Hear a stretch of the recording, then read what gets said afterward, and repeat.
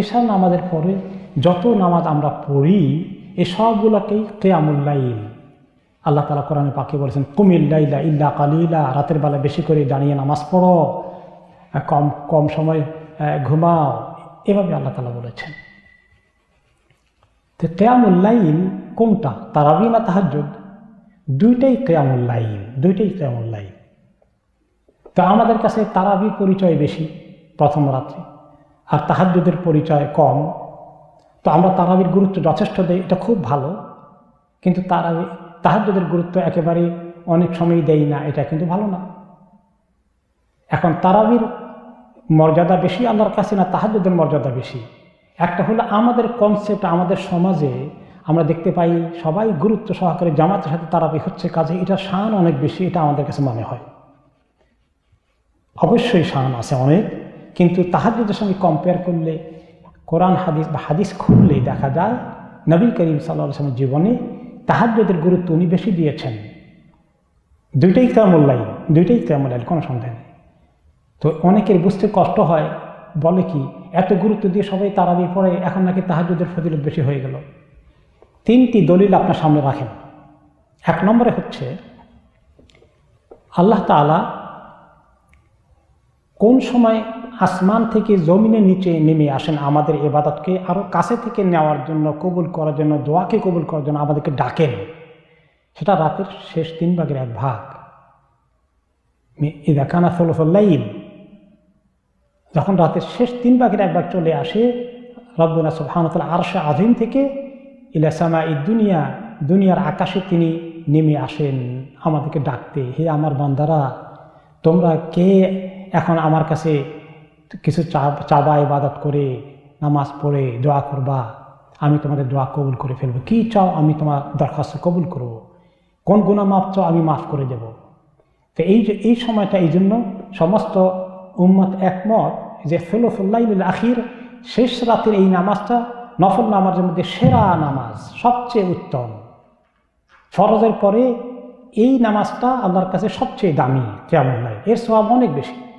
এই হলো এই হাদিস যে আল্লাহ তাআলা শেষ রাতে নেমে আসে, কাজে শেষ তাহাজ্জুদ পড়া হয় শেষ রাতে। 1 নম্বর। 2 নম্বর দলিল হচ্ছে যে রাসূলুল্লাহ সাল্লাল্লাহু আলাইহি ওয়াসাল্লাম যে কয়দিন কিয়ামুল লাইল করেছেন, যেটার কারণে আমরা তারাবির নামাজ জামাতে পড়ি, এই কিয়ামুল লাইলটা তিনি যে করেছিলেন, কোন সময় করেছিলেন? 3টি রাতে যখন সাহাবাদেরকে নিয়ে পড়েছিলেন, তারপরে বন্ধ করে দিয়েছেন, আর নিজে জমাতে পড়েননি, ঘরে একলা পড়েছেন। এই 3 দিন এটা ছিল শেষ রাতের দিকে, প্রথম রাতে নয়, শেষ অর্ধেকে পড়েছিলেন। পরিষ্কার দলিল, আপনি কোরআন হাদিসের পৃষ্ঠাগুলো উল্টান, তা আপনি দেখতে পাবেন। 3 নম্বর হচ্ছে ওমর রাদিয়াল্লাহু আনহু যখন মসজিদে দেখেছিলেন, তখনও বাকায়দা তারাবির জামাত আমাদের সমাজে যেভাবে চালু আছে এরকম চালু হয়নি। রাসূলুল্লাহ সাল্লাল্লাহু আলাইহি সাল্লাম নিজে একা একা কিয়ামুল লাইল করতেন, সাহাবীরা একা একা কিয়ামুল লাইল করতেন। তো কিন্তু অল্প অল্প কিছু সাহাবী মসজিদে এসেছিলেন, তো তারা কেউ একলা পড়তেন, কেউ এখানে ছোট জামাত, কেউ ওখানে আরেকটি ছোট্ট জামাত, কেউ 3 জনের জামাত, কেউ 10 জনের জামাত, এভাবে পড়তেন। কয়েকটি জামাত চলতেছিল একই সময় মসজিদের মধ্যে। সেটা রাতের প্রথম অর্ধেক দিকের কথা, যেটা এখন আমাদের তারাবির সঙ্গে মিলে। এই তারাবির ইতিহাস কখন থেকে শুরু হয়েছে জামাতে, আপনি দেখেন। এখন নবী করিম সাল্লাল্লাহু আলাইহি ওয়াসাল্লাম জামাত ছিল 3 দিন, তাও শেষ রাতে, শেষ অর্ধেকে, প্রথম অর্ধেকে না, এশার পরে না। ওমর রাদিয়াল্লাহু আনহুর সময় এটা এশার পরের ঘটনা। এশার পরে ওমর রাদিয়াল্লাহু আনহুর সময় শুরু হলো। তখন তিনি দেখলেন এসে যে কয়েকটি জামাত চলতেছে বা কেউ একলা পড়ছে, তখন তিনি বললেন, আচ্ছা তোমরা তখন ঘরে না পড়ে অনেকে মসজিদে এসেছ এই নামাজটা পড়তে, তো এক কাজ করো না, 3, 4, 5, 10 জামাতের দরকার কি, সবাই মিলে এক জামাত করে ফেলা সুন্দর হবে। এবং তিনি 2 জন ইমামও ঠিক করে দিলেন, এবং তাই হলো। ইমাম সাহাবী তামিম আদ-দারি এবং উবাই ইবনে কাব রাদিয়াল্লাহু আনহুমা 2 জনকে তিনি ইমামতের দায়িত্ব দিয়ে দিলেন। তারা নামাজ পড়ালেন পরের রাত্র থেকে, মাশাআল্লাহ খুব সুন্দর। আর কোনো অনেক জামাত নাই, এক জামাত হয়ে গেছে। তখন তিনি আবার তাদেরকে দেখতে আসলেন, এসে মন্তব্য করলেন, খুব সুন্দর, নি'মাতুল বিদআতু হাদি, অনেক সুন্দর একটা নতুন জিনিস তোমরা এই জামাতের সাথে শুরু করেছ, খুব ভালো হয়েছে, খুব সুন্দর। তারপরে বললেন, ওয়াল্লাতী তানামুনা আনহা খায়রুম মিনাল্লাতী তাকুমুনা বিহা, তবে যেটাকে তোমরা মিস করো শেষ রাতে, সেটা অনেক উত্তম এখন যেটা তোমরা পড়ছো তার তুলনায়, তাহলে এগুলো আমার কথা না, এগুলো কার কথা? ওমর রাদিয়াল্লাহু আনহুর কথা। ওইটার আলোকে ওলামায়ে কেরাম বলেছেন সওয়াবের দিক থেকে তাহাজ্জুদের মর্যাদা আল্লাহর কাছে অনেক বেশি। এটা কারো কারো বুঝতে অসুবিধা হয়েছে, কারণ আমাদের সময় তারাবির নামাজে আমরা অনেক গুরুত্ব সহকারে করি, ভালো।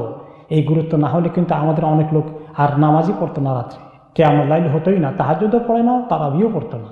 তো আমাদের সমাজে যখন এগুলা ওমর রাদিয়াল্লাহু আনহু জামানা থেকে শুরু হয়ে আসছে, সুন্দর করে তারাবি পড়ছে, খুব ভালো কাজ, অনেক সওয়াব আছে। কিন্তু এর অর্থ এই নয় যে তারাবির সওয়াব এত কম, তাহাজ্জুদ সওয়াব এত বেশি, কাজে তারাবি বাদ দেন, তাহাজ্জুদ পড়েন, এইটা অর্থ নয়।